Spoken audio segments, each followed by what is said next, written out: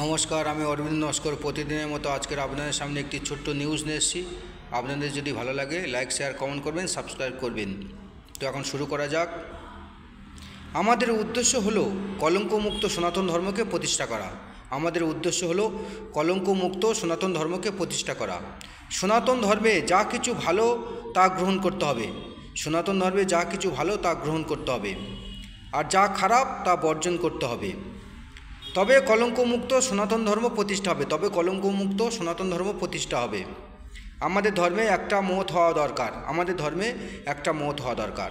আমাদের ধর্মে একটা জাত হওয়া দরকার। আমাদের ধর্মে একটা জাত হওয়া দরকার। পৃথিবীতে কোনো জাত নেই, কোনো পাত নেই। পৃথিবীতে কোনো জাত নেই, কোনো পাত নেই। পৃথিবীতে দুটি জাত, এক নারী ও দুই পুরুষ। এক নারী ও দুই পুরুষ। সমাজে এত ভেদাভেদ না রেখে গড়ে তুলি মানব জাত বা মানব ধর্ম। এসো সবাই মিলে সমাজে এত ভেদাভেদ না রেখে গড়ে তুলি মানবজাত বা মানব ধর্ম।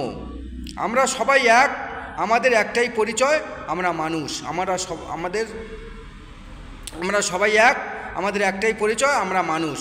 আমাদের একটাই জাত।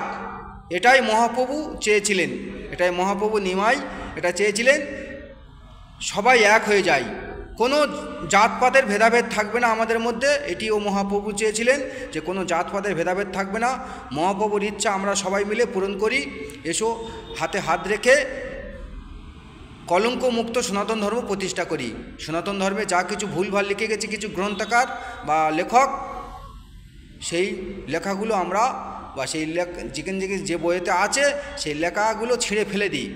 যেগুলো ভালো সেগুলো গ্রহণ করব, যেগুলো খারাপ ভগবানের নামে বদনাম দিয়েছে, কলঙ্ক দিয়েছে, সেই কলঙ্ক পৃষ্ঠাগুলো আমরা ছেড়ে ফেলে দিই বা বাদ দিয়ে দিই।